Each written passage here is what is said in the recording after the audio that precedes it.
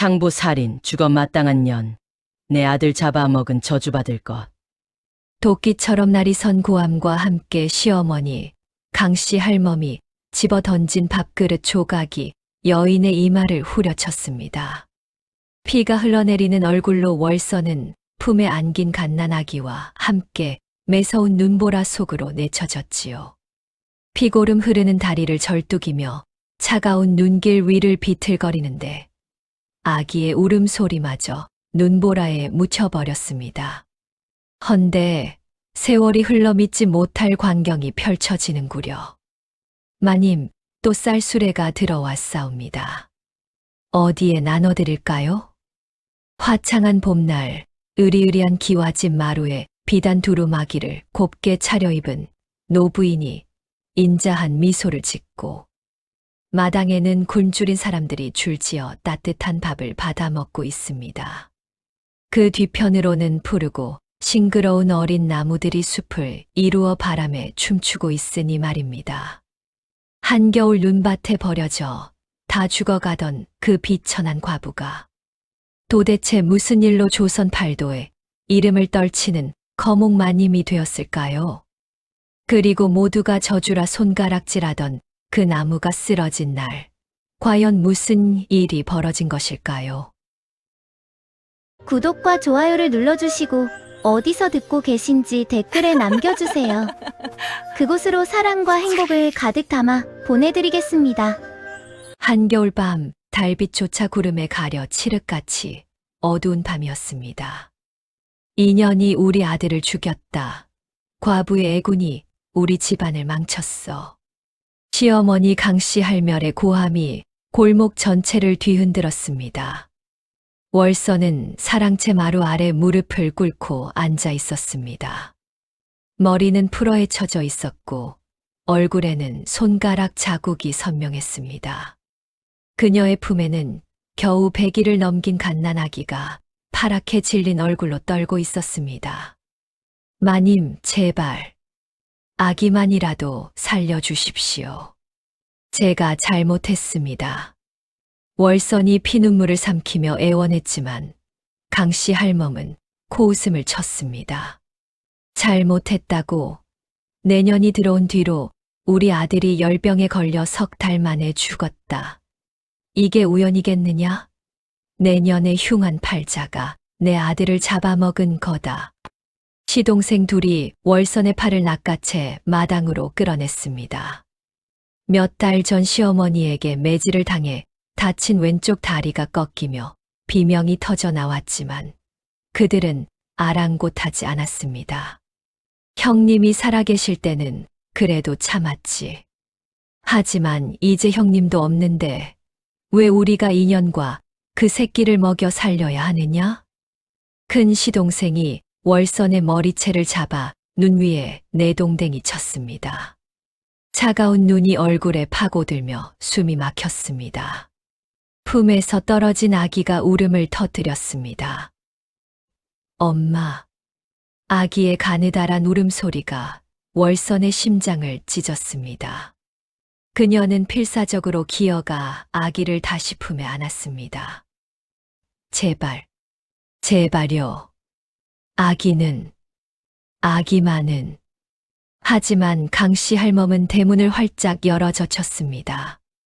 매서운 눈보라가 마당 안으로 몰아쳤습니다. 당장 썩 꺼져. 다시는 이 마을에 얼씬도 하지 마라. 내년이 밟은 땅은 저주받는다. 시동생들이 월선을 대문 밖으로 내던졌습니다. 그녀의 몸이 눈 쌓인 길바닥에 굴렀고 아기는 더욱 심하게 울어댔습니다. 월선이 일어서려 하자 작은 시동생이 돌멩이를 집어 던졌습니다. 썩 꺼져. 다시는 돌아오지 마. 돌멩이가 월선의 어깨를 때렸습니다. 피가 배어나왔지만 그녀는 아기를 더욱 꼭 껴안을 뿐이었습니다. 쾅! 대문이 닫혔습니다. 그 소리가 마치 관뚜껑이 닫히는 소리 같았습니다.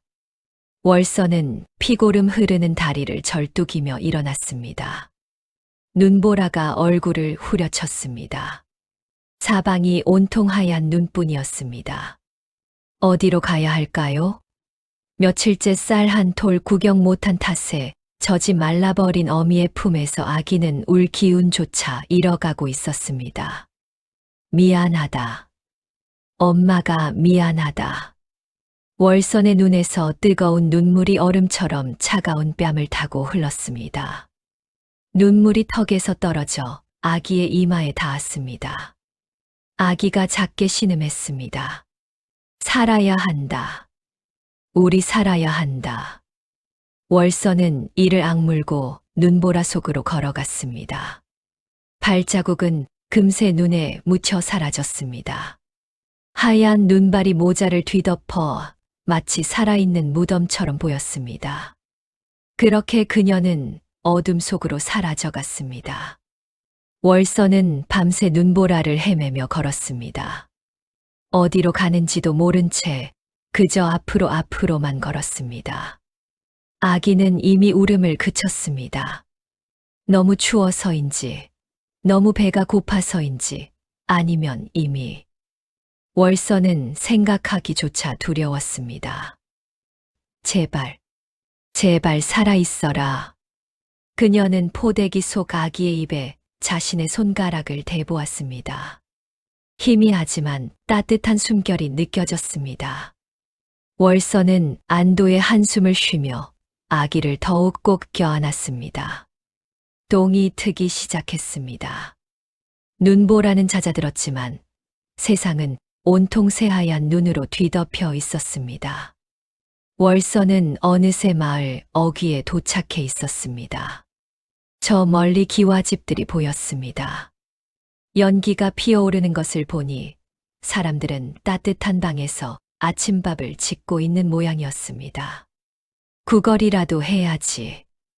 아기를 살려야 해. 월선이 비틀거리며 마을로 향하려는데 갑자기 요란한 말 울음소리가 들려왔습니다. 도련님, 위험합니다. 괜찮아. 이 정도 얼음은 끄떡없다. 젊은 남자의 웃음소리가 들렸습니다. 월선이 고개를 돌리자 마을 입구 옆 큰 늪가에 사람들이 모여 있었습니다. 비단 옷을 입은 젊은 도령이 준마에 올라타 얼음 위를 달리고 있었습니다. 저건 미쳤구나. 겨울이라 늪 표면이 얼어붙긴 했지만 늪은 연못과 달리 물이 깊고 밑바닥이 진흙이라 얼음이 제대로 얼지 않습니다. 그 위를 말을 타고 달린다는 것은 자살행위나 다름없었습니다.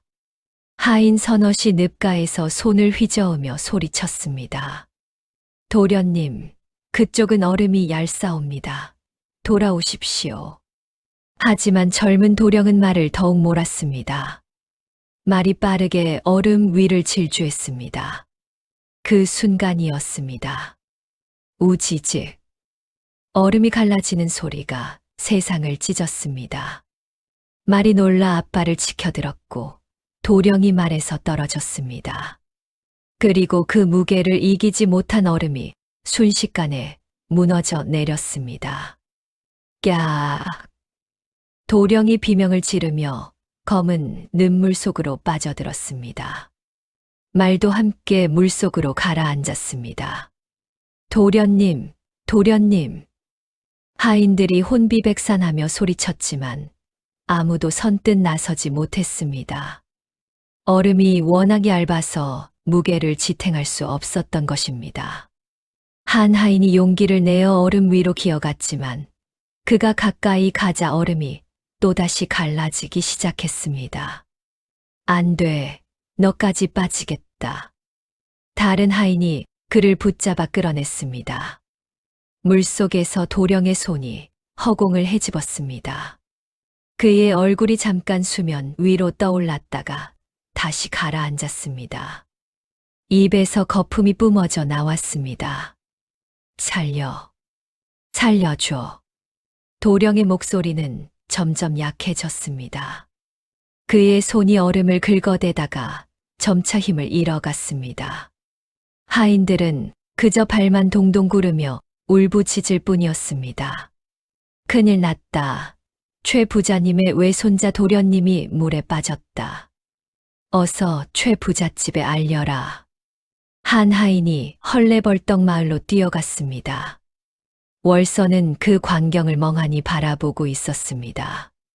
저 도령이 죽으면, 저 하인들은, 그리고 저 집안은, 순간 번개 같은 생각이 스쳤습니다. 만약 내가 저 도령을 구한다면, 은혜를 입은 집에서 자신과 아기를 거둬줄지도 모른다. 아니, 최소한 밥 한 끼와 따뜻한 방이라도 얻을 수 있을지 모른다.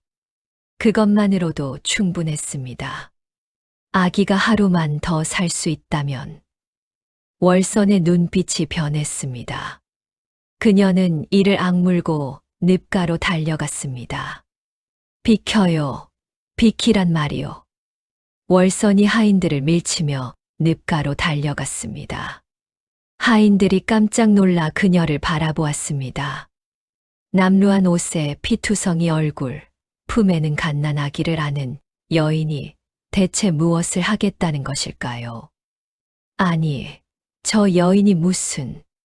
하지만 월선은 이미 늪가 나무 곁으로 달려가고 있었습니다.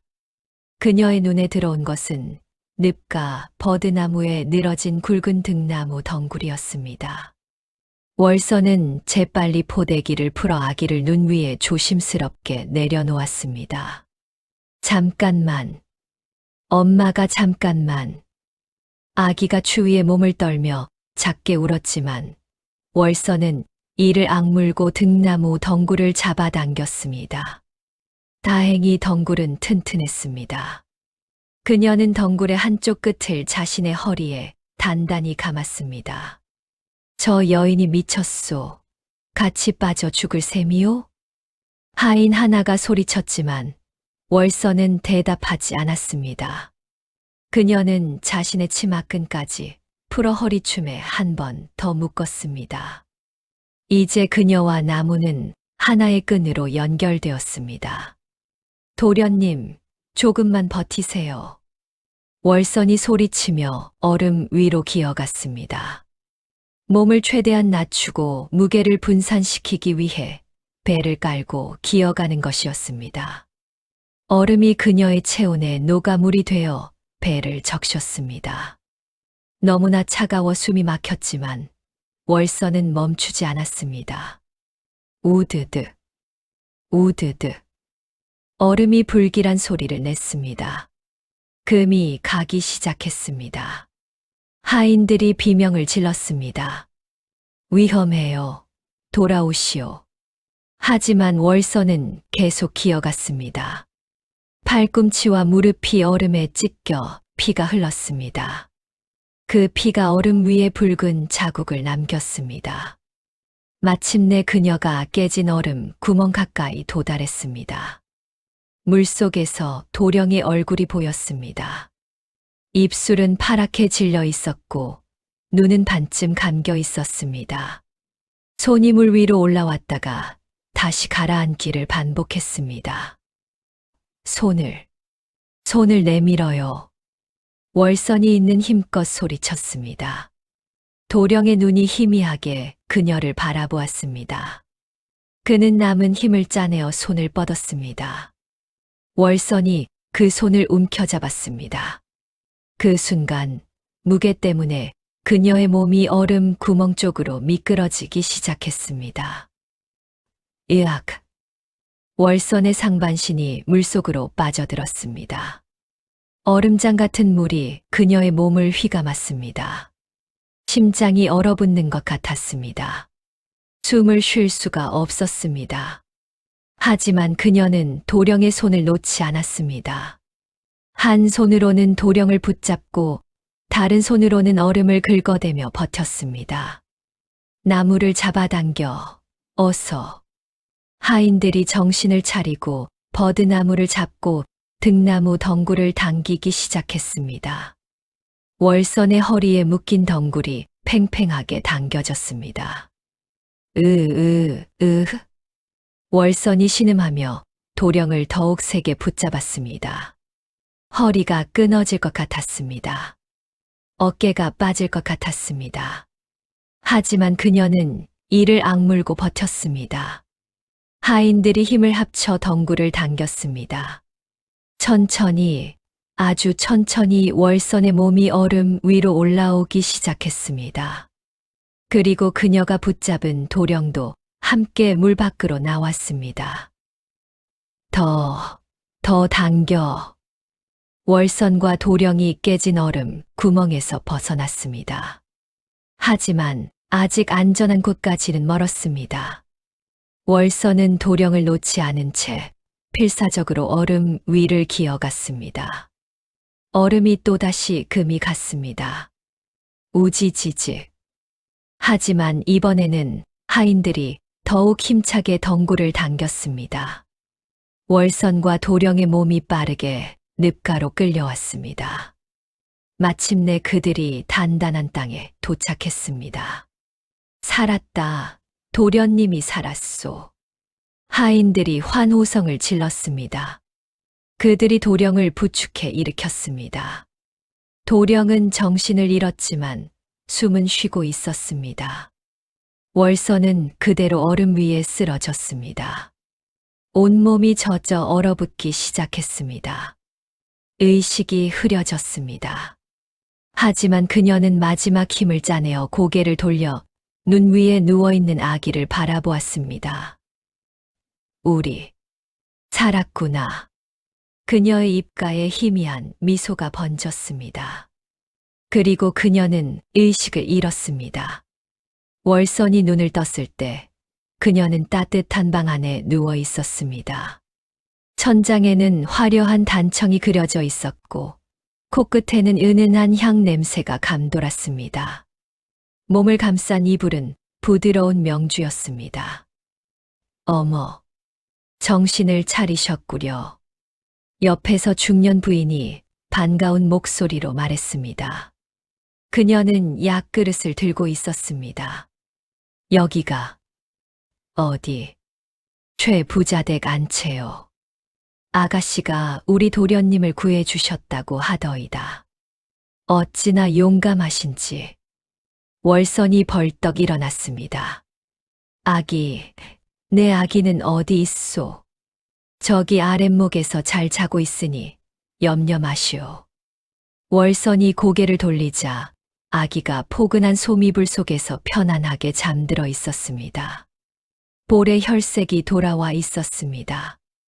월선의 눈에서 뜨거운 눈물이 흘러내렸습니다. 고맙습니다. 정말 고맙습니다. 그때 문이 열리며 백발의 노인이 들어왔습니다. 비단 도포에 옥관자를 꽂은 모습이 범상치 않았습니다. 뒤따라 들어온 하인들의 태도로 보아 이 집의 주인인 듯했습니다. 이분이 최 부자 날이시다. 저를 올려라. 월선이 황급히 이불을 밀치고 일어나 저를 올렸습니다. 몸이 아직 덜 회복되어 비틀거렸지만 그녀는 간신히 버텼습니다. 고개를 들어보시오. 최 부자가 부드러운 음성으로 말했습니다. 월선이 고개를 들자 그의 눈에 눈물이 맺혀 있었습니다. 내 외손자의 목숨을 구해주셨소. 이 은혜를 어찌 갚아야 할지. 아닙니다. 저는 그저 당연한 일을 했을 뿐입니다. 최 부자가 고개를 끄덕였습니다. 그는 곁에 있던 하인에게 눈짓했습니다. 하인이 나무 상자를 가져와 월선 앞에 놓았습니다. 상자를 열자 은자 몇 냥이 들어 있었습니다. 이것으로 당분간 생활하시오. 그리고 최 부자가 말을 잇지 못하고 망설였습니다. 그때 사랑채 쪽에서 노인 여럿의 목소리가 들려왔습니다. 안 됩니다. 아무리 은혜를 입었다 해도 과부를 집안에 들일 수는 없소. 상부살인한 여인이라 하지 않았소. 그런 흉한 기운을 우리 집에 들이다니. 당장 내보내시오. 돈으로 갚으면 그만 아니오? 문중 어르신들의 목소리였습니다. 그들은 월선이 과부라는 사실을 알고 격렬히 반대하고 있었습니다. 최 부자의 얼굴에 괴로운 빛이 스쳤습니다. 그는 한숨을 깊게 내쉬었습니다. 부인, 내 마음 같아서는 부인과 아기를 우리 집에 머물게 하고 싶소만. 괜찮습니다. 월선이 조용히 말했습니다. 그녀는 이미 예상한 일이었습니다. 과부는 어디서도 환영받지 못한다는 것을, 아무리 은혜를 베풀어도 신분의 벽은 넘을 수 없다는 것을 그녀는 너무나 잘 알고 있었습니다. 이것만으로도 충분히 과분합니다. 최 부자가 고개를 저었습니다. 아니요. 목숨을 구한 은혜를 은자 몇 냥으로 갚을 수는 없소. 부인께서 머물 곳이 없다 하니. 그가 잠시 생각에 잠기더니 입을 열었습니다. 마을 뒷산 너머에 오래된 집이 하나 있소. 수년째 비어있는 곳이오. 귀신이 나온다, 저주받았다 하여 아무도 가지 않으려 하는 곳이지만 그래도 비바람은 막을 수 있을 것이오. 흉가라도 상관없습니다. 저희 모녀에게는 그곳이 궁궐입니다. 최 부자가 품에서 문서 하나를 꺼내 월선에게 내밀었습니다. 이것은 그 집과 땅에 대한 매매 문기요. 오늘부로 그 집은 부인의 것이요. 이것이 내가 부인의 목숨값으로 드릴 수 있는 전부요. 월선의 손이 떨렸습니다. 집이 생긴다는 것, 땅이 생긴다는 것. 그것은 더 이상 떠돌지 않아도 된다는 의미였습니다. 고맙습니다. 은혜, 평생 잊지 않겠습니다. 해가 서쪽으로 기울 무렵 월선은 아기를 포대기에 업고 최 부자 댁을 나섰습니다. 하인 하나가 그녀를 흉가까지 안내하겠다고 앞장섰습니다. 절뚝이는 다리로 눈길을 걸으며 월선은 품속의 매매 문기를 꼭 쥐었습니다. 차갑고 거칠었지만 그것은 생존의 희망이었습니다. 저주받은 집이라도 좋아. 우리만의 집이잖니. 그녀가 아기에게 속삭였습니다. 아기가 작게 옹알거렸습니다. 마을 뒤 산길로 접어들며 앞서가던 하인이 불길한 말을 던졌습니다. 밤에는 절대 밖에 나오지 마시오. 나무가 울부짖는다고 하니. 해가 완전히 지고 어둠이 내렸을 무렵 월선은 흉가 앞에 도착했습니다. 여기요. 이곳이 바로. 하인이 떨리는 목소리로 말하며 손가락으로 가리켰습니다. 달빛에 비친 그 집은 으스스했습니다. 기와는 여기저기 깨져 있었고 담장은 무너져 내렸으며 대문은 삐걱거리며 바람에 흔들렸습니다. 하지만 월선의 눈에는 그것이 천국처럼 보였습니다. 지붕이 있고 벽이 있고 문이 있다는 것. 그것만으로도 충분했습니다. 들어가 보시겠소? 하인이 조심스럽게 물었습니다. 월선이 고개를 끄덕이자 그는 대문을 밀었습니다. 끼이. 녹슨 경첩이 비명을 지르는 듯한 소리를 냈습니다. 대문이 열리고 달빛이 마당을 비췄습니다. 그 순간 월선의 발걸음이 멈췄습니다. 마당 한가운데 거대한 나무 한 그루가 서 있었습니다. 아니, 서 있다는 표현이 맞을까요? 그것은 마치 고통 속에서 몸부림치다 굳어버린 거인 같았습니다. 나무의 몸통은 사람 셋이 안아야 할 만큼 굵었지만 형태가 비정상적이었습니다. 마치 누군가 나무를 비틀어 짜낸 것처럼 온통 뒤틀려 있었습니다. 가지들은 사방으로 뻗어나갔지만 하나같이 기괴한 각도로 꺾여 있었고 어떤 가지는 땅을 향해 휘어져 내려와 있었습니다. 달빛 아래서 보니 나무 껍질은 검게 그을려 있었습니다. 마치 거대한 불에 타담한 것처럼 숯덩이처럼 새까맸습니다. 껍질 여기저기가 갈라져 있었고 그 틈새로 속살이 드러나 있었습니다. 저 나무가 하인이 떨리는 목소리로 말했습니다. 수십 년 전 번개가 이 집을 쳤다고 합니다. 주인 식구가 모두 다 죽고 이 나무만 남았다지요. 그 뒤로 이 집에는 아무도 살지 않았습니다. 살려고 한 사람도 있었지만 그가 말끝을 흐렸습니다. 밤마다 나무가 울부짖는 소리를 듣고 도망쳤다 합니다. 귀신이 씌었다고 저주받았다고. 월서는 천천히 나무에 다가갔습니다. 아기를 업은 채로 절뚝거리는 다리를 이끌고 그녀는 나무 앞에 섰습니다. 가까이서 보니 더욱 처참했습니다. 나무의 몸통에는 세로로 길게 찢어진 상처가 여러 개 있었습니다. 번개가 나무를 타고 내려가며 껍질을 찢어 놓은 것입니다. 상처의 가장자리는 검게 타서 탄화되어 있었고 안쪽은 속살이 드러나 텅 비어 있었습니다. 월서는 조심스럽게 손을 뻗어 나무를 만졌습니다. 껍질은 차갑고 거칠었습니다. 하지만 그 속에서 무언가가 느껴졌습니다.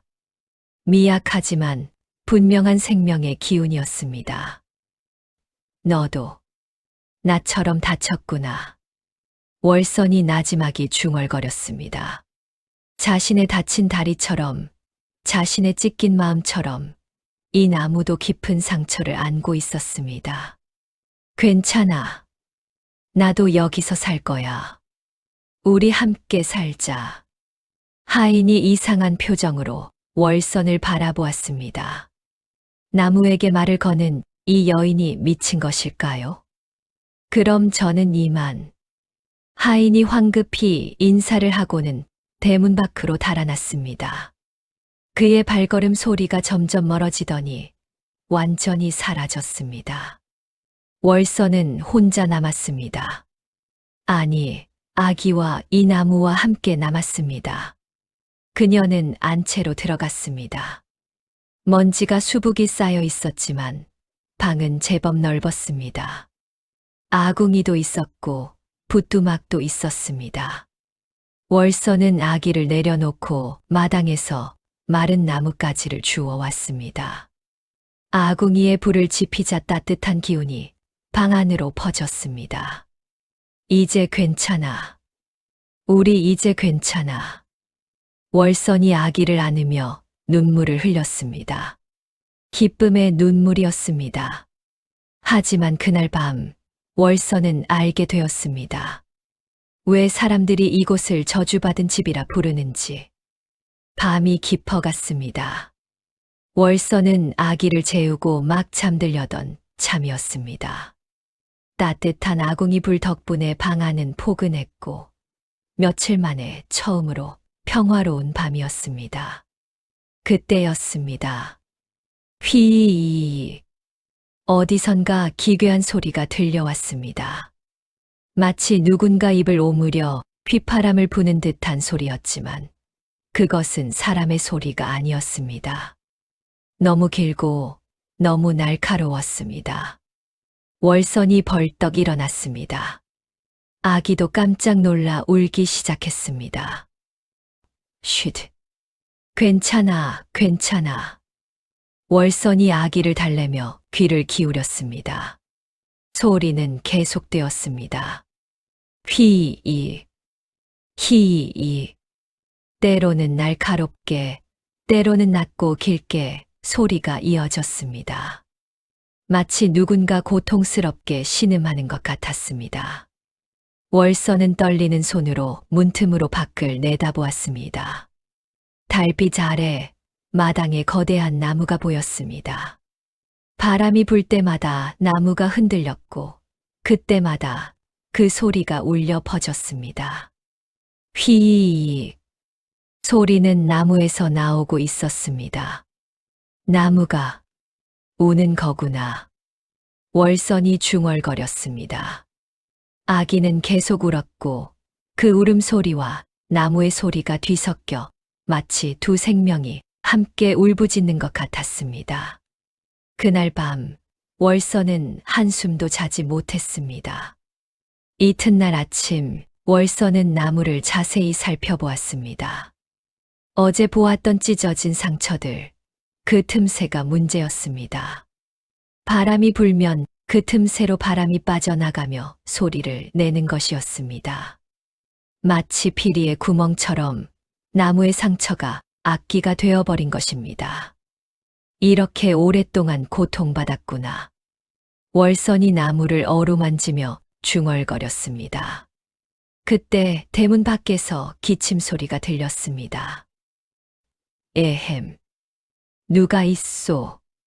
월선이 대문으로 가자 지게를 진 노인이 서 있었습니다. 그는 마을 아래서 나무를 하는 늙은 나무꾼이었습니다. 아침부터 놀라셨겠소. 밤새 잠은 이루셨소. 노인이 걱정스러운 얼굴로 물었습니다. 월선이 고개를 저었습니다. 저 나무가 밤마다 저러하오? 그렇소. 수십 년째 그러하오. 노인이 한숨을 쉬며 말을 이었습니다. 옛날 큰 번개가 이 마을을 쳤을 때 이야기요. 그 번개가 저 나무를 타고 내려왔다 하오. 나무는 반쯤 타버렸고 껍질은 찢어졌지요. 그 뒤로 저렇게 되었소. 껍질이 찢어져서 바람이 들면 소리가 나는 것이로군요. 그렇소. 바람이 세게 불면 더 심하게 울부짖소. 마을 사람들은 귀신이 들었다 하고 저주받았다 하오. 누구도 이 집에 살려 하지 않았지요. 노인이 월선을 안타깝게 바라보았습니다. 부인께서 최 부자님 외손자를 구했다는 소문을 들었소. 은혜를 갚는답시고 이런 흉가를 주다니. 참으로 딱하오. 아닙니다. 저에게는 이곳이 은혜입니다. 월선이 조용히 말했습니다. 노인이 고개를 가로저었습니다. 부인, 저 나무 때문에 잠도 제대로 못 주무실 텐데 차라리 베어버리시는 게 안 됩니다. 월선이 벌떡 소리쳤습니다. 노인이 깜짝 놀랐습니다. 저 나무는 귀신이 아닙니다. 그저 다쳤을 뿐이에요. 번개에 맞아 껍질이 찢어졌으니 아픈 것은 당연하지 않습니까? 노인이 이상한 표정으로 월선을 바라보았습니다. 나무가 아프다니. 부인은 참 특이한 분이시오. 노인은 고개를 저으며 돌아갔습니다.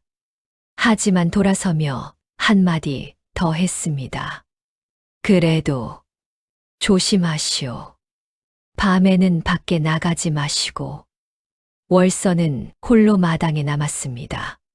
그녀는 나무를 올려다보았습니다. 괜찮아. 내가 너를 치료해 줄게. 더 이상 아프지 않게 해줄게. 나무는 대답하지 않았습니다. 그저 바람에 흔들릴 뿐이었습니다. 하지만 월선은 이상하게도 나무가 자신의 말을 듣고 있다고 느꼈습니다. 그날 밤도 나무는 울부짖었습니다. 하지만 월선은 더 이상 두렵지 않았습니다. 그 소리가 귀신의 곡소리가 아니라 상처받은 생명의 신음이라는 것을 알았기 때문입니다. 사흘이 지났습니다. 월선은 최 부자가 주는 자로 마을장에 내려가 쌀과 된장, 그리고 마른 나무를 샀습니다. 많지는 않았지만 당장 굶어 죽지는 않을 만큼이었습니다. 하지만 밤마다 계속되는 나무의 울부짖음 때문에 아기는 밤새 울었고 월선도 제대로 잠을 잘 수 없었습니다. 이렇게는 안 되겠어. 넷째 날 밤 월선은 결심했습니다. 나무를 치료해야 한다고. 그녀는 호롱불을 들고 밤중에 마당으로 나갔습니다. 차가운 바람이 불어왔고 나무는 여전히 울부짖고 있었습니다. 휘익, 휘익. 월서는 나무에 가까이 다가가 상처들을 하나하나 살펴보았습니다. 가장 큰 상처는 나무 몸통 중간쯤에 있었습니다. 손을 넣을 수 있을 만큼 깊게 찢어진 상처였습니다. 여기가 제일 아픈 곳이구나. 월선이 상처에 손을 넣어보자 안쪽은 완전히 텅 비어 있었습니다. 나무의 속이 다 썩어 문드러진 것입니다. 바람이 이 빈 공간을 통과하며 소리를 내고 있었습니다. 이걸 막아야 해. 월선은 방으로 돌아가 자신이 입고 있던 속치마를 벗었습니다. 그것은 그녀가 가진 마지막 온전한 옷이었습니다. 하지만 그녀는 주저하지 않았습니다. 미안해. 하지만 이것밖에 없구나. 그녀는 속치마를 길게 찢기 시작했습니다. 찢는 소리가 고요한 밤을 가르며 울렸습니다. 천 조각들이 하나씩 쌓여갔습니다. 월서는 찢은 천 조각들을 들고 다시 나무로 갔습니다. 그녀는 먼저 상처 안쪽에 썩은 부스러기들을 손으로 긁어냈습니다. 손이 까졌고 나무 껍질에 긁혀 피가 났지만 그녀는 멈추지 않았습니다. 상처를 깨끗이 한 후 그녀는 천 조각을 상처 안쪽 깊숙이 밀어 넣기 시작했습니다. 한 겹, 두 겹, 세 겹. 빈 공간을 천으로 꽉 채웠습니다. 조금만 참아. 월선이 나무에게 속삭이듯 말하며 계속 천을 밀어 넣었습니다. 그녀의 손은 이미 피투성이가 되어 있었습니다. 드디어 안쪽이 다 채워지자 그녀는 남은 천 조각들을 상처 바깥쪽에 여러 겹으로 감았습니다. 마치 사람의 상처에 붕대를 감듯이 정성스럽게 단단하게 감았습니다. 하지만 이것만으로는 부족했습니다. 비가 오면 천이 젖어 썩을 것이고 바람이 세게 불면 풀릴 것입니다. 월서는 마당 한쪽에 쌓인 진흙을 퍼왔습니다. 겨울이라 땅은 얼어 있었지만 담장 그늘진 곳에는 아직 부드러운 진흙이 남아 있었습니다. 그녀는 천으로 감싼 상처 위에 진흙을 발라 올리기 시작했습니다. 차가운 진흙이 손가락 사이로 스며들었습니다. 손가락이 얼어 감각이 없어졌지만 그녀는 계속했습니다. 진흙을 두껍게 바르고 손으로 꾹꾹 눌러 다졌습니다. 마치 옹기장이가 항아리를 빚듯이 정성스럽게 매만졌습니다. 첫 번째 상처를 다 막았습니다. 월서는 쉬지 않고 다른 상처들도 같은 방식으로 치료했습니다. 두 번째, 세 번째, 네 번째. 나무 몸통에 있는 모든 찢어진 상처를 그녀는 자신의 마지막 옷으로 감싸주고 진흙으로 발라주었습니다. 시간이 얼마나 흘렀을까요? 마지막 상처까지 다 마무리했을 때 동쪽 하늘이 희미하게 밝아오고 있었습니다. 월서는 온몸이 진흙투성이가 되어 있었습니다. 얼굴에도 머리카락에도 옷에도 진흙이 묻어 있었습니다. 손은 얼어서 퍼렇게 질려 있었고 피와 진흙이 뒤섞여 있었습니다. 그녀는 나무에서 한 걸음 물러나 전체를 바라보았습니다. 천과 진흙으로 감싼 상처들이 마치 나무가 붕대를 감은 것처럼 보였습니다. 이제 괜찮을 거야. 월선이 중얼거렸습니다. 바람이 불어왔습니다. 그런데 휘익 소리가 나지 않았습니다. 바람이 더 세게 불었습니다. 여전히 소리가 나지 않았습니다. 월선의 눈이 커졌습니다. 나무는 조용했습니다. 더 이상 울부짖지 않았습니다. 다 나았구나. 이제 아프지 않구나. 월선의 눈에서 눈물이 흘러내렸습니다. 그녀는 나무 앞에 무릎을 꿇고 앉았습니다. 고마워. 나한테 집을 내어줘서. 나도 너한테 이것밖에 못 해줘서. 미안해. 그녀는 나무에 이마를 대고 잠시 그렇게 있었습니다. 따뜻한 기운이 느껴지는 것 같았습니다. 나무가 고맙다고 말하는 것 같았습니다. 그날 밤부터 흉가에는 평화가 찾아왔습니다. 나무가 조용해진 후 흉가에는 평화가 찾아왔습니다. 월서는 낮에는 마당에 눈을 치우고 방을 정돈했습니다. 밤에는 아기를 재우며 조용한 시간을 보냈습니다. 나무는 더 이상 울부짖지 않았고 아기도 편안하게 잠들었습니다. 하지만 보름이 지나자 최 부자가 주는 자가 바닥을 보이기 시작했습니다. 쌀은 한 줌밖에 남지 않았고 된장 독도 거의 비었습니다. 어떻게 해야 하나? 월선이 한숨을 쉬며 빈 쌀독을 바라보았습니다. 다시 마을로 내려가 구걸을 해야 할까요? 아니면 품을 팔아야 할까요? 하지만 절뚝거리는 다리로 무슨 일을 할 수 있을까요? 그때 아기가 울기 시작했습니다. 기저귀를 갈아줘야 할 시간이었습니다. 물을 길어와야겠구나. 월서는 두레박을 들고 마당으로 나갔습니다. 하지만 우물은 없었습니다. 이 집에는 우물이 없었습니다. 그래서 아무도 살지 않았던 거구나. 물이 없으면 살 수가 없습니다. 지금까지는 녹인 눈으로 버텼지만 아기를 씻기고 빨래를 하려면 제대로 된 물이 필요했습니다.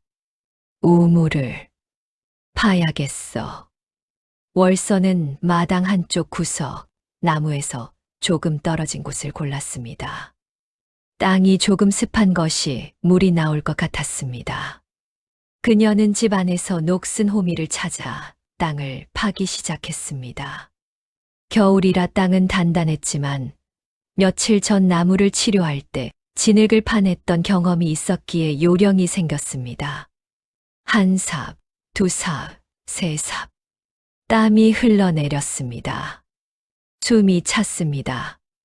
하지만 월서는 멈추지 않았습니다. 한 자, 두 자 깊이 파 내려갔습니다. 그때였습니다. 땡그랑. 호미 끝에 무언가 단단한 것이 부딪혔습니다. 돌일까요? 월선이 손으로 흙을 치우자 낡은 삼배 보자기가 드러났습니다. 보자기는 땅 속에 묻혀 있었지만 아직 형태는 유지하고 있었습니다. 이게 뭐지? 월선이 조심스럽게 보자기를 들어 올렸습니다. 묵직한 무게가 느껴졌습니다. 그녀는 보자기를 방으로 가져가 펼쳤습니다. 보자기 안에는 두 가지 물건이 들어 있었습니다. 하나는 옥비녀였습니다. 투명한 백옥으로 만들어진 비녀로 끝부분에는 작은 매화 문양이 새겨져 있었습니다. 비록 흙이 묻어 있었지만 햇빛에 비추자 은은하게 빛났습니다. 다른 하나는 금가락지였습니다. 순금으로 만들어진 것으로 보이는 가락지로 안쪽에는 작은 글씨가 새겨져 있었습니다. 월서는 글을 몰랐지만 이것이 매우 귀한 물건이라는 것은 알 수 있었습니다. 이건 월선의 손이 떨렸습니다. 이것들은 분명 값비싼 물건들이었습니다. 누가, 왜 이런 것들을 땅에 묻었을까? 그녀는 잠시 생각에 잠겼습니다. 아마도 옛날 이 집에 살던 사람들이 난리통에 재물을 묻어두고 미처 찾아가지 못한 것일까요? 아니면, 하지만 지금은 그런 것을 따질 때가 아니었습니다. 최 부자가 준 매매 문기에 따르면 이 땅과 집은 이제 월선의 것이었습니다. 그렇다면 땅 속에서 나온 것도 당연히 그녀의 것이었습니다. 이걸 팔면 당분간은 버틸 수 있겠어. 월선은 조심스럽게 옥비녀와 금가락지를 다시 보자기에 싸서 품에 넣었습니다.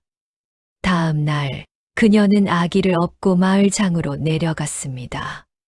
장에는 온갖 물건을 사고 파는 사람들로 붐볐습니다. 월서는 귀금속을 다루는 객주를 찾아갔습니다. 이것을 얼마에 사시겠습니까? 객주 주인이 옥비녀와 금가락지를 자세히 살펴보았습니다. 한참을 들여다보던 그가 고개를 끄덕였습니다. 물건이 좋소. 옥은 상등 100억이고 금가락지는 순도가 높소. 합쳐서 은자 20냥에 사겠소. 20냥이요. 월선의 눈이 커졌습니다. 은자 20냥이면 적어도 석 달은 넉넉히 먹고 살 수 있는 돈이었습니다. 고맙습니다. 월선은 은자를 받아 쌀과 콩, 된장, 마른 생선, 그리고 아기 옷감을 샀습니다. 오랜만에 제대로 된 장을 본 것입니다. 집으로 돌아오는 길, 월선은 나무를 올려다 보았습니다. 내가 준 건가? 바람이 불어 나무잎이 살랑거렸습니다. 마치 대답하는 것 같았습니다. 그날 밤 월선은 쌀밥을 지어 아기에게 먹이고 자신도 오랜만에 따뜻한 밥을 먹었습니다. 나무 아래 물 한 사발을 떠놓고 작게 절을 올렸습니다. 고마워. 덕분에 우리 살았어. 흉가에는 밥 짓는 냄새가 따뜻하게 퍼져나갔습니다. 은자 20냥은 월선에게 새로운 삶을 선물했습니다. 그녀는 매일 아침 일찍 일어나 아궁이에 불을 지폈습니다. 쌀밥을 짓고 된장찌개를 끓였습니다. 마른 생선을 구워 아기에게 먹였습니다. 아기는 놀랍도록 빠르게 건강해졌습니다. 겨울 내내 굶주려 파리했던 볼에 살이 오르기 시작했고 창백했던 피부에 혈색이 돌아왔습니다. 무엇보다 웃음이 늘었습니다. 까르르. 아기가 깔깔거리며 웃었습니다. 월선이 손가락 장난을 해주자 아기는 작은 손으로 어미의 손가락을 꼭 쥐었습니다. 그래, 이제 괜찮아. 우리 이제 괜찮아. 월선의 눈에서 기쁨의 눈물이 흘렀습니다. 날이 따뜻할 때면 월선은 아기를 업고 마당에 나왔습니다. 나무 아래 평상을 놓고 앉아 아기에게 햇빛을 쬐어 주었습니다. 나무는 여전히 조용했습니다. 천과 진흙으로 감싼 상처 부위는 시간이 지나며 단단하게 굳어졌습니다. 비가 와도 흘러내리지 않았고 바람이 세게 불어도 벗겨지지 않았습니다. 어느 날 월선은 신기한 것을 발견했습니다. 천으로 감싼 상처 부위 가장자리에서 미세한 새살이 돋아나고 있었습니다. 나무가 스스로 상처를 치유하고 있었던 것입니다. 정말 살아있구나. 월선이 나무를 어루만지며 미소 지었습니다. 한 달이 지나고 두 달이 지났습니다. 월선은 집 안팎을 정돈했습니다. 무너진 담장을 쌓고 깨진 기와를 고쳤습니다. 절뚝거리는 다리로 힘든 일이었지만 그녀는 포기하지 않았습니다. 마당에는 작은 텃밭을 일구었습니다. 봄이 오면 씨앗을 뿌릴 수 있도록 땅을 고르고 거름을 주었습니다. 저녁이면 나무 아래 물 한 사발을 떠놓고 작게 절을 올렸습니다. 오늘도 고마워. 덕분에 평화로운 하루였어. 그것이 월선의 일상이 되었습니다. 하지만 세상에 비밀은 없는 법입니다. 어느 날 월선이 장에 가서 쌀을 사는 모습을 누군가 보았습니다. 나무를 하러 갔던 마을 사람이 흉가 굴뚝에서 피어오르는 연기를 보았습니다. 월선이 고기를 사는 모습을 객주 주인이 기억했습니다. 저 과부가 어디서 돈이 났을까? 귀신 나오는 흉가에 사는데 멀쩡하다던데. 들리는 말로는 귀한 물건을 팔았다 하더군. 소문이 조금씩 퍼지기 시작했습니다. 처음에는 궁금증이었습니다. 그저 호기심 어린 수군거림이었습니다. 최 부자님 외손자를 구한 그 과부 말이지. 흉가에서 잘 살고 있다던데. 나무가 울부짖는다고 아무도 못 살던 그 집에서 어떻게 사는 거야.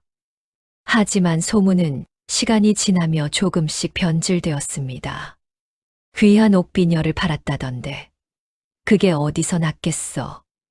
필시 그 집에 묻혀 있던 게 아닐까. 그럼 아직 더 있을지도. 탐욕의 씨앗이 뿌려지고 있었습니다. 월서는 그 소문을 알지 못했습니다. 그녀는 그저 아기를 키우고 나무를 돌보고 조용히 살아갈 뿐이었습니다. 봄이 다가오고 있었습니다. 산에는 눈이 녹기 시작했고 땅에서는 풀이 돋아나기 시작했습니다. 어느 날 아침 월서는 놀라운 것을 발견했습니다. 나무의 가지 끝에 작은 새순이 돋아나고 있었습니다. 죽은 줄로만 알았던 나무의 생명의 기운이 돌아오고 있었던 것입니다. 살아났어. 정말 살아났어. 월선이 나무를 껴안고 울었습니다. 하지만 그녀는 알지 못했습니다. 바로 그 순간 마을 주막에서 한 남자가 흉가에 대한 이야기를 듣고 있다는 것을.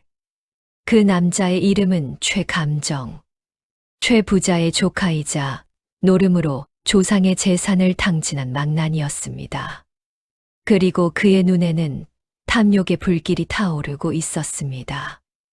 뭐라고? 그 과부가 옥비녀를 팔았다고?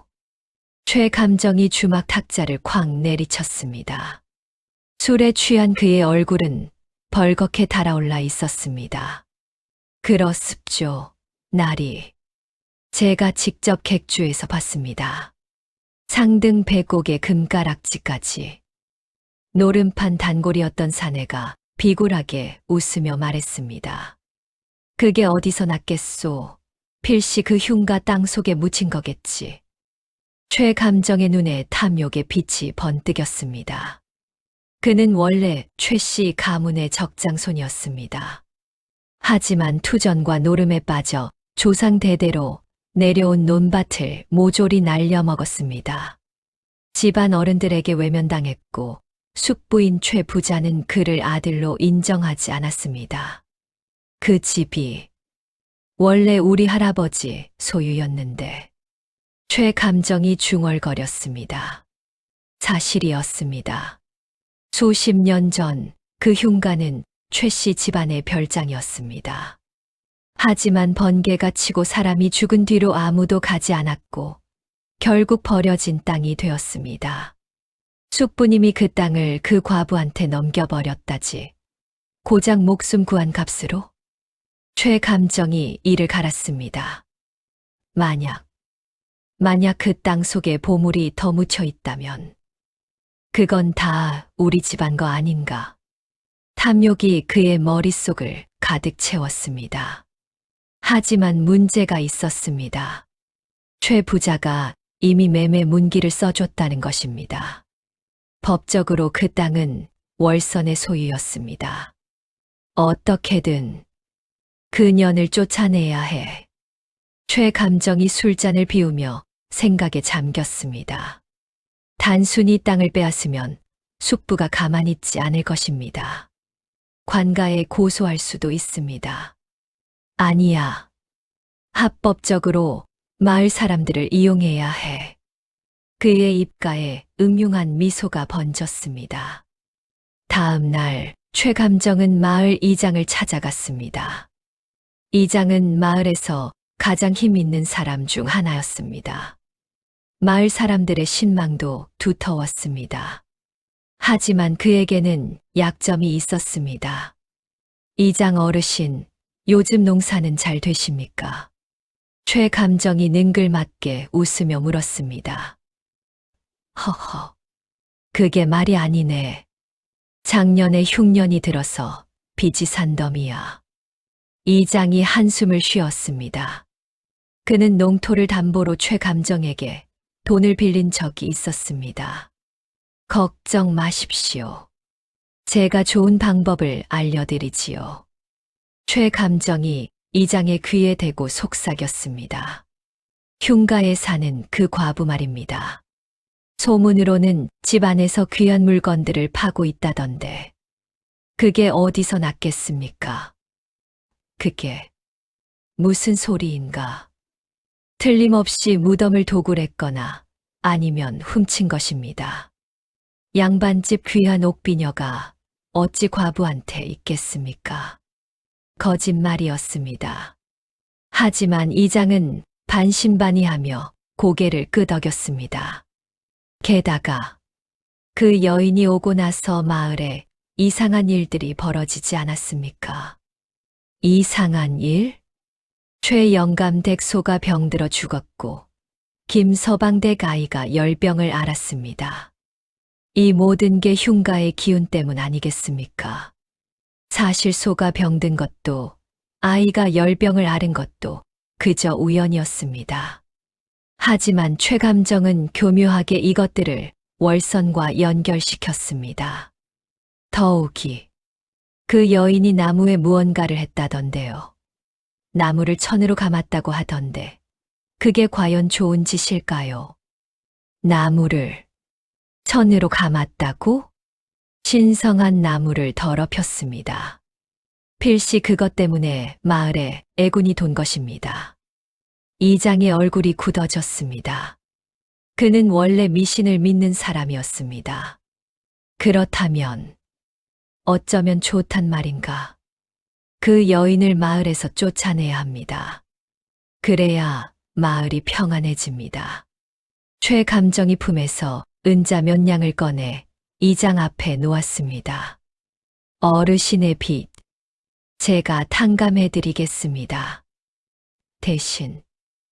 대신 마을 사람들을 모으십시오. 그 여인을 내쫓아야 한다고 설득하십시오. 이장이 은자를 바라보았습니다. 빚에 시달리던 그에게 이것은 구원이었습니다. 하지만 최 부자 나리께서 그 여인에게 땅을 주시지 않았소. 그건 숙부님이 잠깐 정신이 흐려져서 그러신 겁니다. 우리가 바로잡아 드려야지요. 이장이 잠시 망설이더니 결국 고개를 끄덕였습니다. 알겠네. 사흘 뒤 마을 사람들을 모으겠네. 최감정의 입가에 승리의 미소가 번졌습니다. 악마의 계략이 시작되고 있었습니다. 사흘이 지났습니다. 그날 저녁 월선은 아기를 재우고 막 저녁밥을 짓고 있었습니다. 아궁이에서 밥 짓는 냄새가 구수하게 퍼져나갔습니다. 그때였습니다. 쿵쿵쿵. 대문을 두드리는 소리가 울렸습니다. 아니, 두드리는 정도가 아니었습니다. 마치 부수려는 것처럼 거칠게 흔들었습니다. 나와라, 도둑 과부 나와. 마을을 저주한 년, 당장 나와. 여러 사람의 목소리가 들렸습니다. 월선이 놀라 문을 열고 나가자 눈앞에 광경에 숨이 막혔습니다. 대문 밖에 마을 사람들이 시커멓게 모여 있었습니다. 횃불을 든 사람, 몽둥이를 든 사람, 돌멩이를 든 사람. 적어도 20명은 되어 보였습니다. 무슨 일입니까? 월선이 떨리는 목소리로 물었습니다. 앞에 서 있던 이장이 한 걸음 나섰습니다. 과부, 내가 훔친 물건들을 당장 내놓아라. 훔쳤다니. 무슨 말씀이십니까? 저는 아무것도. 거짓말 마라. 객주에서 옥비녀와 금가락지를 팔았다며. 그게 어디서 났느냐? 그건 이 집 땅에서 나온 겁니다. 제 땅에서 나온 것이니 제 것 아닙니까? 월선이 떨리는 목소리로 대답했습니다. 제 땅이라고. 도둑이 무슨 땅이 있어. 마을 사람 하나가 소리쳤습니다. 다른 사람들도 맞장구 쳤습니다. 그 물건들은 분명 무덤을 판 거야. 아니면 어디서 훔친 거지. 그때 최감정이 사람들 사이를 비집고 나왔습니다. 그의 얼굴에는 음흉한 미소가 번져 있었습니다. 여러분, 이 여인이 한 짓이 그뿐이겠습니까? 최 감정이 나무를 가리켰습니다. 저 신성한 나무를 더러운 천으로 감았습니다. 나무의 신령을 모독한 것입니다. 뭐라고? 나무를 더럽혔다고? 사람들이 웅성거렸습니다.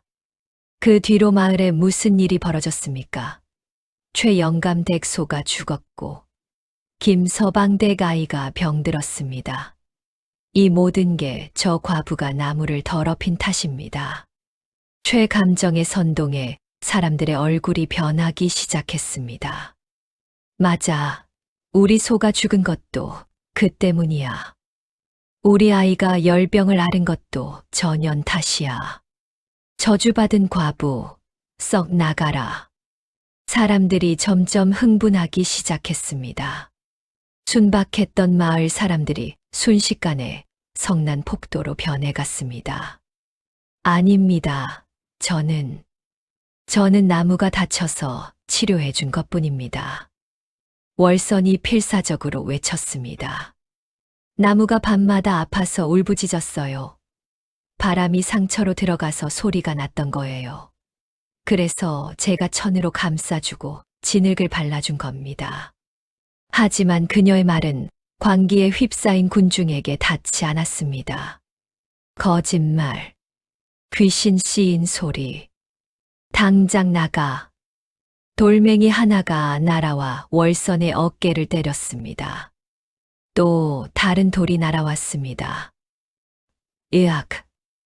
월선이 팔로 얼굴을 가렸습니다.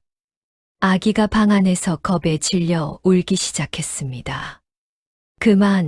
그만하십시오. 월선이 울부짖었습니다. 최 감정이 사람들을 막아섰습니다. 잠깐, 여러분. 사람들이 잠시 멈췄습니다. 최 감정이 월선에게 다가와 낮은 목소리로 속삭였습니다. 내일 정오까지 짐 싸서 떠나라. 그렇지 않으면 그가 횃불을 들어 보였습니다. 이 집을 불태워버릴 것이다. 너와 내 새끼를 나무와 함께 재로 만들어버릴 것이다. 그의 목소리는 차갑고 섬뜩했습니다. 이해했느냐? 월선이 떨리는 몸으로 고개를 끄덕였습니다. 최 감정이 돌아서서 사람들에게 손을 흔들었습니다. 가십시다. 내일이면 이 저주받은 과부가 사라질 것입니다. 사람들이 환호하며 썰물처럼 빠져나갔습니다. 횃불의 불빛이 점점 멀어졌습니다. 월선은 그 자리에 주저앉아 울었습니다. 온몸이 떨렸습니다. 어떡하지? 어떻게? 그날 밤 흉가에는 죽음의 침묵만이 흘렀습니다. 밤이 깊어갔습니다. 월선은 방 안에 앉아 떨고 있었습니다. 아기는 겨우 잠들었지만 그녀는 한숨도 잘 수 없었습니다. 내일 정오까지 떠나야 해. 하지만 어디로 가야 할까요? 다시 눈보라 속을 헤매야 할까요?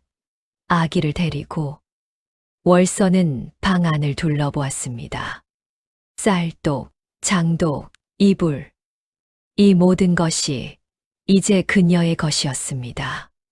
아니, 내일 정오가 되면 모두 잃게 될 것입니다. 도망가야 해. 하지만 무엇을 가지고 갈까? 그녀는 최 부자가 준 매매 문기를 꺼내 보았습니다. 하지만 이것이 무슨 소용일까요? 마을 사람들이 모두 등을 돌린 마당에 이 종이 한 장이 그녀를 지켜줄 수 있을까요? 그때 월선의 머릿속에 한 가지 생각이 떠올랐습니다. 옥비녀와 금가락지가 나온 곳. 거기에 혹시 더 있지 않을까? 그녀는 아기를 확인한 뒤 호미를 들고 조용히 마당으로 나갔습니다. 달빛이 마당을 비추고 있었습니다. 나무는 고요히 서 있었습니다. 월선은 예전에 옥비녀를 발견했던 그 자리로 갔습니다. 우물을 파다가 우연히 발견했던 곳이었습니다. 혹시 더 있다면 그녀는 호미로 땅을 파기 시작했습니다. 땅은 여전히 단단했지만 절박함이 그녀에게 힘을 주었습니다. 한 자, 두 자 깊이 파 내려갔습니다. 땡그랑 호미 끝에 무언가 부딪혔습니다. 월선의 심장이 뛰었습니다. 그녀는 손으로 흙을 치우기 시작했습니다. 그런데 이건 드러난 것은 작은 보자기가 아니었습니다. 거대한 옹기 항아리였습니다. 월선이 계속 흙을 파내자 항아리의 전체가 드러났습니다. 사람 허리 높이만 한 큰 항아리였습니다. 이 안에 뭐가 들어있을까? 그녀가 항아리 뚜껑을 열려고 하는데 이상한 것을 발견했습니다. 항아리에 무언가 휘감겨 있었습니다. 이건 나무 뿌리? 나무의 뿌리가 항아리를 뱀처럼 감고 있었습니다. 굵은 뿌리가 항아리를 칭칭 감아 조이고 있었습니다. 월선이 뿌리를 따라 더 파내려가자 충격적인 광경이 펼쳐졌습니다. 항아리가 하나가 아니었습니다. 2개, 3개, 4개. 땅속 깊이 수십 개의 항아리들이 나무 뿌리 사이마다 박혀 있었습니다. 크고 작은 옹기 항아리들, 쇠로 만든 무거운 항아리들, 나무 상자들. 그것들이 모두 나무의 뿌리에 칭칭 감겨 있었습니다. 월선은 숨이 멎었습니다. 이게 다 뭐야? 그녀는 떨리는 손으로 가장 가까운 항아리 하나를 열었습니다. 안에는 은자가 가득 들어 있었습니다. 수백 냥은 되어 보였습니다. 다른 항아리를 열자 엽전 꾸러미가 쏟아져 나왔습니다. 또 다른 항아리에는 황금 덩어리가 들어 있었습니다. 월선의 온몸이 떨렸습니다. 보물, 엄청난 보물이. 하지만 곧 그녀는 다른 것을 깨달았습니다. 항아리들의 무게, 그것이 나무를 짓누르고 있었습니다. 나무의 뿌리는 자라면서 자연스럽게 이 항아리들을 감싸게 되었고, 수십 년 동안 이 무거운 항아리들이 나무의 숨통을 조여왔던 것입니다. 월선이 나무를 올려다 보았습니다. 그래서 내가 고통스러워했던 거구나. 나무가 밤마다 울부짖었던 것은 귀신 때문이 아니었습니다. 상처 때문만도 아니었습니다. 땅속 깊이 묻힌 보물들이 그 엄청난 무게가 나무의 뿌리를 짓누르고 있었던 것입니다. 누군가의 욕심이 너를 이렇게 만든 거야. 월선의 눈에서 눈물이 흘렀습니다. 새벽 딸기 울었습니다. 동쪽 하늘이 희미하게 밝아오고 있었습니다. 월선은 파헤쳐진 땅과 드러난 항아리들을 바라보았습니다. 도망칠 수도 있었습니다. 항아리 하나만 들고 떠나면 평생 먹고 살 수 있었습니다. 하지만 내가 도망치면 이 나무는 억울하게 죽어. 그리고 내 아기는 평생 도둑의 자식으로 살아가겠지. 월선의 눈빛이 변했습니다. 겁쟁이의 눈빛이 아니었습니다. 단호한 결의의 눈빛이었습니다. 안 돼. 나는 도망가지 않아. 그녀는 나무 앞에 섰습니다. 내가 지켜줄게. 끝까지. 해가 떠올랐습니다. 월선은 밤새 한숨도 자지 못했습니다. 그녀는 아기를 포대기에 업고 나무 앞에 섰습니다. 손에는 낡은 낫 하나를 쥐고 있었습니다. 누가 와도 이 나무는 내가 지킨다. 그녀의 목소리는 떨렸지만 눈빛만큼은 단호했습니다. 해가 중천에 올랐습니다. 정오가 다가오고 있었습니다. 끼이 대문이 열렸습니다. 월선이 고개를 돌리자 최감정이 홀로 들어오고 있었습니다. 아직도 여기 있었구나. 최감정이 비웃으며 말했습니다. 그는 천천히 월선에게 다가왔습니다. 똑똑한 년인 줄 알았는데 바보였구나. 도망갈 기회를 줬건만 전 도망가지 않습니다. 월선이 낯을 꼭 쥐며 말했습니다. 최감정이 웃음을 터뜨렸습니다. 하하하, 웃기는 년이로군. 내가 뭘 할 수 있는데. 그가 품에서 은자 주머니를 꺼냈습니다. 마지막으로 제안하지. 이 돈을 가지고 조용히 떠나라. 그러면 목숨은 살려주마. 싫습니다. 이 땅은 제 것입니다. 최 부자 나리께서 저에게 주신 겁니다. 매매 문기도 있습니다. 월선이 품에서 문서를 꺼내 보였습니다. 최 감정의 얼굴이 일그러졌습니다. 그 종이 쪽지가 뭐가 중요하냐? 마을 사람들이 모두 너를 원수로 여기는데. 그건 당신이 거짓말로 사람들을 선동한 것입니다. 증거가 있느냐? 월선이 입을 다물었습니다. 증거는 없었습니다. 최감정이 코웃음을 쳤습니다. 보아하니 밤새 땅을 팠던 모양이로군. 뭘 찾았느냐? 또 보물이라도 찾았느냐? 그가 파헤쳐진 땅을 힐끗 보았습니다. 월선이 황급히 삽으로 흙을 덮었지만 이미 항아리 일부가 드러나 있었습니다. 역시 더 있었구나. 최감정의 눈이 번뜩였습니다. 탐욕의 불길이 활활 타올랐습니다. 이것 봐라, 과부. 어차피 정오가 되면 마을 사람들이 몰려온다. 그들은 너를 끌어내고 이 집을 불태울 것이다. 그러면 땅속의 보물은 누구 차지가 되겠느냐? 월선이 나무를 껴안았습니다. 이 나무가 지켜온 겁니다. 이건 나무의 것입니다. 나무의 것. 하하, 미친년 소리 하는구나. 최감정이 비웃었습니다. 좋다. 끝까지 버티고 싶다면 버텨봐라. 하지만 명심해라.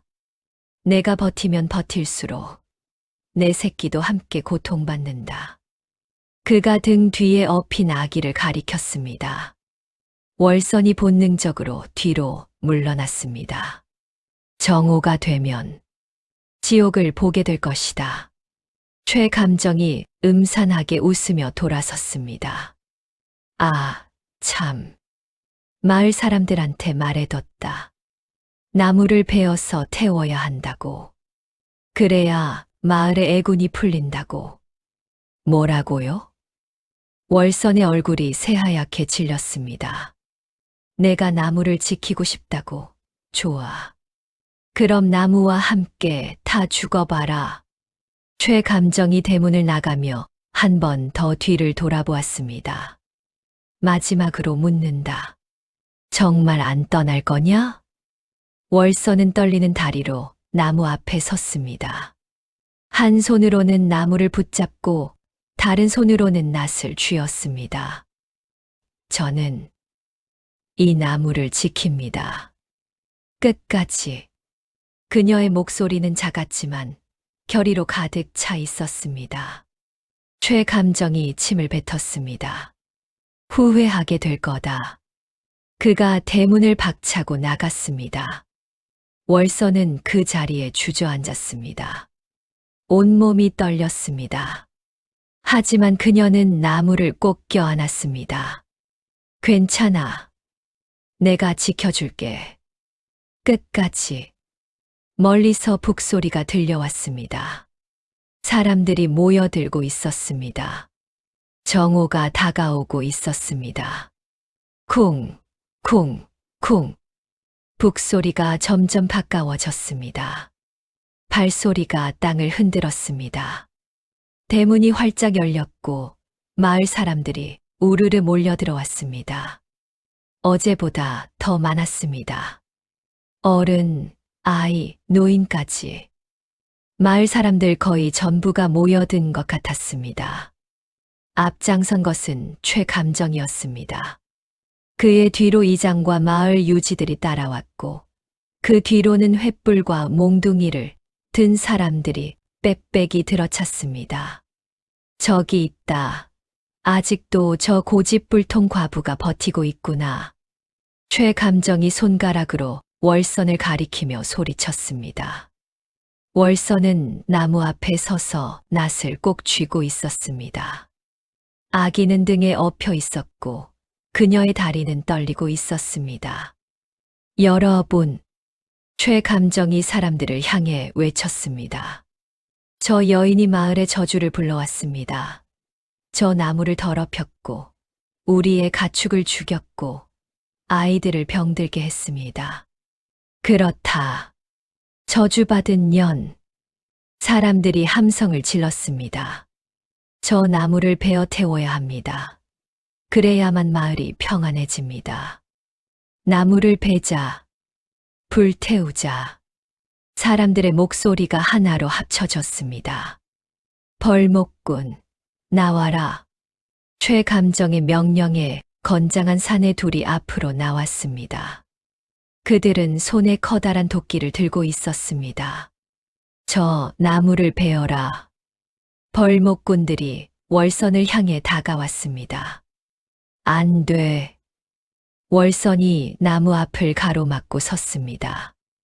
그녀는 양팔을 벌려 나무를 감쌌습니다. 비켜.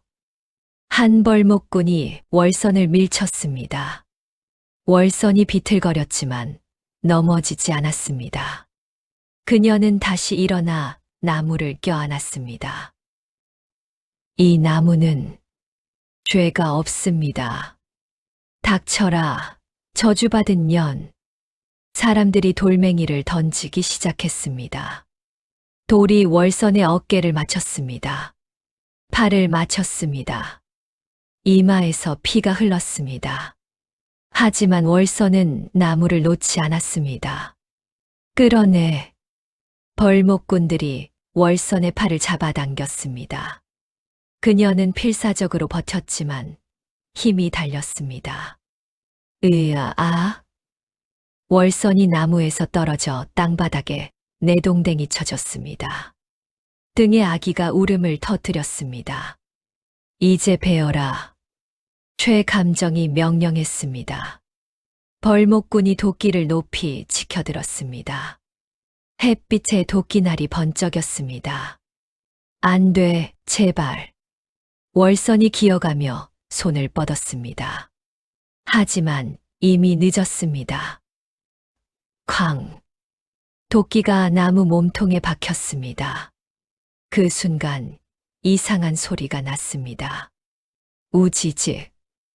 나무 껍질이 갈라지는 소리가 아니었습니다. 더 단단한 무언가가 깨지는 소리였습니다. 벌목꾼이 도끼를 빼려다 말았습니다.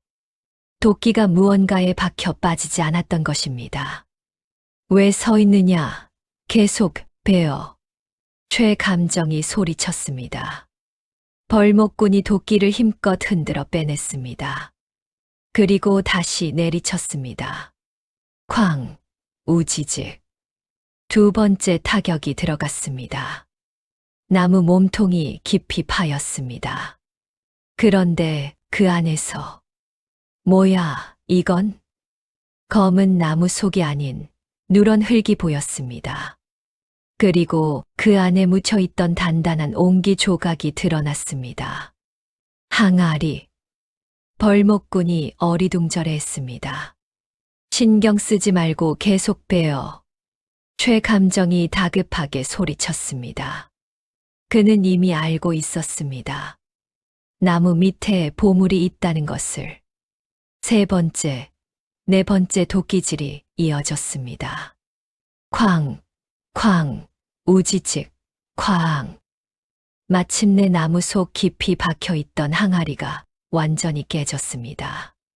그 순간이었습니다. 우르르릉. 땅이 흔들렸습니다. 나무가 크게 흔들리기 시작했습니다. 뭐야? 사람들이 뒤로 물러났습니다. 월선이 소리쳤습니다. 안 돼, 나무가 쓰러진다. 나무 뿌리 사이에 박혀 있던 항아리들이 균형을 잃기 시작했습니다. 나무를 지탱하던 것들이 무너지고 있었습니다. 끼이, 우드드. 나무가 서서히 기울기 시작했습니다. 끼이, 우드드. 콰앙. 나무가 더욱 심하게 기울었습니다. 거대한 몸통이 한쪽으로 쏠리며 무시무시한 소리를 냈습니다. 도망쳐, 나무가 쓰러진다. 누군가 소리쳤습니다. 사람들이 혼비백산하며 사방으로 흩어졌습니다. 벌목꾼들도 도끼를 내던지고 도망쳤습니다. 안 돼. 월선이 기어가며 나무에 매달렸습니다. 하지만 이미 막을 수 없었습니다. 우르르르릉. 땅이 갈라지는 소리가 울렸습니다. 나무 주변의 땅이 푹푹 꺼지기 시작했습니다. 나무의 뿌리가 땅에서 뽑히고 있었습니다. 수십 년 동안 나무를 짓누르고 있던 항아리들이 뿌리가 뽑히면서 함께 딸려 올라오기 시작했습니다. 쾅! 와장창!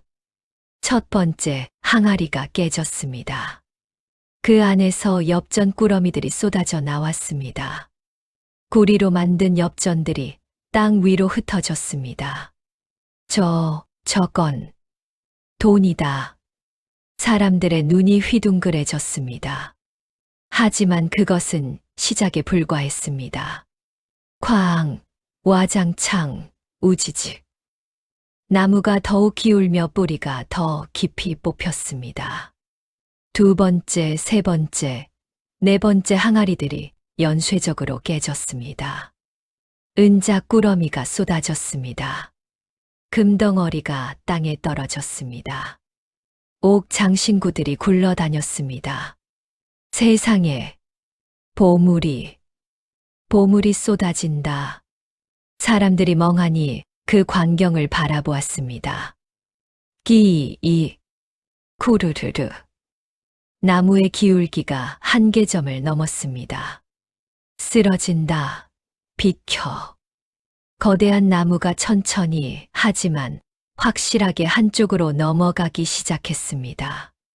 쾅, 쾅, 쾅. 뿌리에 매달려 있던 수십 개의 항아리들이 동시에 깨졌습니다. 마치 댐이 터진 것처럼 보물들이 폭포처럼 쏟아져 내렸습니다. 금덩어리, 은자, 엽전, 옥, 비취, 진주, 산호. 온갖 귀한 보물들이 햇빛에 반짝이며 쏟아졌습니다. 으아아, 보물이다. 사람들이 환호했습니다. 두려움은 순식간에 탐욕으로 바뀌었습니다. 내 거다. 내 거야. 최감정이 미친 듯이 달려들었습니다. 그는 금덩어리를 향해 뛰어들었습니다. 쿠르르르. 쾅. 나무가 완전히 쓰러졌습니다. 거대한 몸통이 땅을 강타했고 그 충격으로 땅이 더욱 깊이 꺼졌습니다. 나무 밑동 주변이 완전히 함몰되며 거대한 구덩이가 만들어졌습니다. 그 구덩이 속에는 수백 개의 항아리들이 나무 뿌리와 얽히고 설켜 있는 충격적인 광경이 펼쳐졌습니다. 옹기 항아리, 쇠 항아리, 나무 상자. 크고 작은 수백 개의 보물 항아리들이 마치 거미줄처럼 나무 뿌리에 매달려 있었습니다. 저게 다. 이장이 입을 떡 벌렸습니다. 수십 년 동안 나무를 짓눌러 왔던 것은 귀신이 아니었습니다. 저주가 아니었습니다. 누군가의 탐욕이었습니다. 누군가 엄청난 재물을 이 나무 밑에 묻어두었고 그 무게가 나무를 고통스럽게 했던 것입니다. 돈이다. 내 돈이다. 최 감정이 구덩이 속으로 뛰어들었습니다. 그의 뒤를 따라 마을 사람들도 달려들었습니다. 금을 주우려는 사람, 은자를 긁어 모으는 사람, 옥을 챙기는 사람. 순식간에 아수라장이 되었습니다. 비켜, 내 거야. 아니야, 내가 먼저 봤어. 사람들이 서로 밀치고 당기며 보물을 차지하려 했습니다. 최 감정은 가장 큰 금덩어리를 향해 달려갔습니다. 그의 눈에는 오직 금만 보였습니다. 이건 내 거다. 우리 할아버지 거야. 그가 금덩어리를 움켜잡았습니다. 바로 그 순간이었습니다. 우르르릉. 쓰러진 나무의 뿌리 중 가장 굵은 것이 아직 완전히 끊어지지 않고 매달려 있던 거대한 쇠항아리를 놓아버렸습니다. 사람 키만큼 큰 쇠항아리가 줄이 끊긴 추처럼 떨어졌습니다. 정확히 최 감정이 서 있던 곳으로. 으악! 쾅! 거대한 쇠항아리가 최 감정의 하반신을 덮쳤습니다. 으악! 최 감정의 비명이 하늘을 찢었습니다. 그의 오른쪽 다리가 기괴한 각도로 꺾였습니다. 하지만 그것으로 끝이 아니었습니다. 항아리의 충격으로 균형을 잃은 쓰러진 나무의 몸통이 굴러떨어지기 시작했습니다. 으악! 살려줘. 최 감정이 기어 나오려 했지만 항아리에 눌린 다리가 움직이지 않았습니다. 쿵! 나무의 거대한 가지 하나가 그의 등을 내리쳤습니다. 흑! 최 감정이 피를 토했습니다.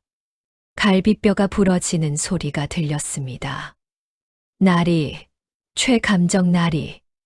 하인들이 달려왔지만 나무와 항아리의 무게가 너무 무거웠습니다. 빨리 들어 올려. 몇 사람이 힘을 합쳐 항아리를 밀어내려 했지만 사람 둘이 들어도 꿈쩍하지 않을 만큼 무거웠습니다. 다리. 내 다리. 최 감정이 신음했습니다. 그의 얼굴은 새하얗게 질려 있었고 입술은 파랗게 변해 있었습니다. 월선이 비틀거리며 일어나 그 광경을 바라보았습니다. 최 감정의 하반신은 쇠항아리에 깔려 있었고 상반신은 나무 가지 아래 눌려 있었습니다. 마치 나무가 그를 벌하는 것 같았습니다. 월선은 문득 자신의 다리를 내려다보았습니다. 시어머니에게 매질당해 절게 된 왼쪽 다리, 그리고 지금 최 감정에 꺾인 오른쪽 다리. 인과응보. 월선이 중얼거렸습니다. 다른 마을 사람들은 최 감정을 구하려는 생각도 하지 않고 여전히 보물을 주우느라 정신이 없었습니다. 금이다. 은자다. 탐욕의 눈이 먼 그들에게 동료의 고통 따위는 보이지 않았습니다. 바로 그때였습니다. 나무가 쓰러지는 어마어마한 소리에 놀란 마을 아낙 하나가 황급히 산길을 내려가 최 부자 댁으로 달려갔습니다. 그녀는 숨을 헐떡이며 대문을 두드렸고 나무가 쓰러지고 보물이 쏟아졌다는 소식을 전했습니다. 최 부자는 즉시 포졸들을 대동하고 말을 타고 흉가로 향했습니다. 다들 멈춰라. 우렁찬 목소리가 들렸습니다. 사람들이 일제히 고개를 들었습니다. 대문 밖에서 최 부자가 포졸 여럿을 데리고 들어오고 있었습니다. 부자 나리. 이장이 황급히 절을 올렸습니다. 최 부자는 마당의 참혹한 광경을 둘러보았습니다.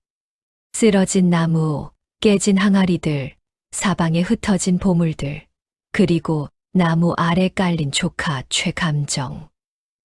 이게 무슨 짓이냐? 최 부자의 목소리가 천둥처럼 울렸습니다. 사람들이 주섬주섬 손에 든 보물들을 내려놓았습니다. 최 부자가 월선에게 다가갔습니다. 월선은 온몸이 상처투성이었습니다. 이마에서 피가 흘렀고 옷은 찢어져 있었습니다. 부인, 괜찮으시오? 최 부자의 목소리가 부드러워졌습니다. 월선이 고개를 끄덕였습니다. 그녀는 눈물을 흘리며 나무를 바라보았습니다. 나무가 쓰러진 나무는 이미 죽어가고 있었습니다. 뿌리가 뽑히고 몸통이 부러졌습니다. 최 부자가 깊은 한숨을 쉬었습니다. 이 나무 밑에 우리 조부님의 재산이 묻혀 있을 줄은. 그가 사람들을 향해 돌아섰습니다. 모두 들으시오. 사람들이 숨을 죽였습니다. 이곳은 내가 매매 문기를 써서 이 부인에게 넘긴 땅이오. 따라서 이 땅 위에 그리고 땅 속의 모든 것은 법적으로 이 부인의 소유요. 하지만 날이 최 감정이 신음하며 소리쳤습니다. 저건 할아버님의 재산이 아닙니까? 우리 집안 것이지 않습니까? 최 부자가 차갑게 조카를 내려다보았습니다. 그것이 누구 것이었든 이제는 이 부인 것이다. 법이 그러하다. 말도 안 됩니다. 말도 안 된다고? 최 부자의 목소리가 싸늘해졌습니다. 내 놈은 마을 사람들을 선동하여 무고한 여인을 몰아냈다. 나무를 베게 했고 그 과정에서 조상의 유산을 훼손했다. 이 모든 죄를 어찌할 것이냐? 최 감정이 말문이 막혔습니다. 게다가 최 부자가 나무를 가리켰습니다. 이 나무는 수십 년간 우리 조부님의 재산을 지켜왔다. 무거운 짐을 온몸으로 견디며 도둑들로부터 보물을 지켜왔다. 그가 월선을 바라보았습니다. 그런데 누가 이 나무를 돌봐주었느냐? 내 놈이냐? 아니면 이 부인이냐? 최 감정이 대답하지 못했습니다. 최 부자가 월선에게 다가갔습니다. 그는 무릎을 꿇고 그녀와 눈높이를 맞췄습니다. 부인, 내 조카가 저지른 죄를 용서하시오. 그리고 이 늙은이의 질문에 답해 주시오. 월선이 고개를 끄덕였습니다. 이 나무가 왜 천으로 감싸져 있었소? 월선이 떨리는 목소리로 대답했습니다. 나무가 아팠습니다. 번개 맞아 껍질이 찢어져 상처가 있었고 바람이 불면 그 상처로 바람이 들어가 나무가 울부짖었습니다. 그래서 저는 나무가 불쌍했습니다. 제 마지막 속치마를 찢어 상처를 감싸주고 진흙을 발라 치료해 주었습니다. 그랬더니 나무가 조용해졌습니다. 최 부자가 천으로 감싼 나무 상처를 자세히 살펴보았습니다. 천 가장자리에서는 이미 새살이 돋아나고 있었습니다. 부인은 나무를 치료해 준 것이구려. 예. 최 부자가 깊은 한숨을 쉬었습니다. 우리 조부님께서는 전란 중에 가문의 재산을 지키기 위해 이곳에 급히 묻으셨다고 들었소. 하지만 돌아가시기 전에 이 사실을 아무에게도 말씀하지 못하셨지요. 그가 쓰러진 나무를 쓸쓸히 바라보았습니다. 이 나무는 수십 년간 무거운 짐을 혼자 견뎌왔소. 번개를 맞아 다치고 보물의 무게에 짓눌리면서도 끝까지 이것들을 지켜냈소. 최 부자가 일어나 사람들을 향해 돌아섰습니다. 여러분, 묻겠소. 이 나무가 귀신이 들린 것이오? 아니면 고통받고 있던 것이오? 사람들이 고개를 숙였습니다. 이 부인이 나무를 저주한 것이오? 아니면 치료해 준 것이오? 아무도 대답하지 못했습니다. 마을에 애군이 돈 것이 이 부인 탓이오? 소가 병든 것도 아이가 열병 앓은 것도 그저 우연이 아니었소. 이장이 무릎을 꿇었습니다. 죄송합니다. 나리. 제가 최 감정에게 돈을 받고 사람들을 선동했습니다. 뭐라고? 사람들이 웅성거렸습니다. 이장이 떨리는 목소리로 고백했습니다. 최 감정이 제 빚을 탕감해 주겠다며 마을 사람들을 모으라 했습니다. 그 부인을 내쫓으라고. 이 개자식. 한 마을 사람이 이장에게 침을 뱉었습니다. 우리를 이용했구나. 돈 때문에 무고한 사람을 몰았단 말이냐? 사람들의 분노가 이장과 최 감정에게 쏟아졌습니다. 최 부자가 포졸들에게 손짓했습니다. 이장과 최 감정을 잡아라. 무고한 사람을 모함하고 마을을 선동하고 남의 재산을 탈취하려 한 죄로 관가에 넘기겠다. 예. 포졸들이 이장과 최 감정을 포승줄로 묶었습니다. 숙부님, 저는 그저 입 닥쳐라. 최 부자가 차갑게 말했습니다. 너는 탐욕에 눈이 멀어 조상의 유산을 지켜온 나무를 베어버렸다. 은혜를 베푼 사람을 해하려 했다. 너는 더 이상 내 조카가 아니다. 최 감정이 끌려가며 울부짖었지만 아무도 동정하지 않았습니다. 최 부자가 월선에게 돌아왔습니다. 부인, 이 땅과 이 나무, 그리고 땅 속에서 나온 모든 재물은 부인의 것이요. 법적으로 정당한 소유요. 그가 품에서 매매 문기를 꺼내 높이 들었습니다. 이 문서가 증명하오. 이에 있는 자는 관가에 고하시오. 아무도 이 일을 제기하지 않았습니다. 월선이 최 부자에게 깊은 절을 올렸습니다. 고맙습니다. 정말 고맙습니다. 최 부자가 월선을 부축해 일으켰습니다. 내가 고맙소, 부인. 내 손자의 목숨을 구해주셨고, 또한 우리 조상의 유산을 지켜주셨소. 그가 쓰러진 나무를 바라보았습니다. 이 나무는 비록 쓰러졌지만 그 씨앗은 남아있을 것이요. 부인께서 이곳에서 새로운 나무를 키워주시길 바라오. 월선이 고개를 끄덕이며 눈물을 흘렸습니다. 해가 서쪽으로 기울었습니다. 사람들은 하나둘 흩어져 갔습니다. 그들은 부끄러운 얼굴로 월선에게 고개를 숙이며 떠났습니다. 마당에는 월선과 쓰러진 나무만 남았습니다. 월선은 나무 곁에 무릎을 꿇고 앉았습니다. 그녀는 나무의 거친 껍질을 어루만졌습니다. 고마워. 정말 고마워. 나를 지켜줘서. 바람이 불어왔습니다. 쓰러진 나무의 가지들이 살랑살랑 흔들렸습니다. 마치 작별 인사를 하는 것 같았습니다. 20년 후, 화창한 봄날, 한때 흉가라 불렸던 그곳은 완전히 달라져 있었습니다. 무너졌던 담장은 깨끗이 쌓아 올려졌고, 깨진 기와는 새 기와로 교체되었습니다. 대문에는 자해당스아의 당이라는 현판이 걸려 있었습니다. 대문 안으로 들어서면 마당 가득 사람들이 보였습니다. 백발의 노인들이 따뜻한 봄 햇살 아래 평상에 앉아 이야기꽃을 피우고 있었습니다. 한쪽에서는 아이들이 깔깔거리며 뛰어놀았습니다. 고아가 된 아이들, 갈 곳 없는 아이들이 이곳에서 보살핌을 받고 있었습니다.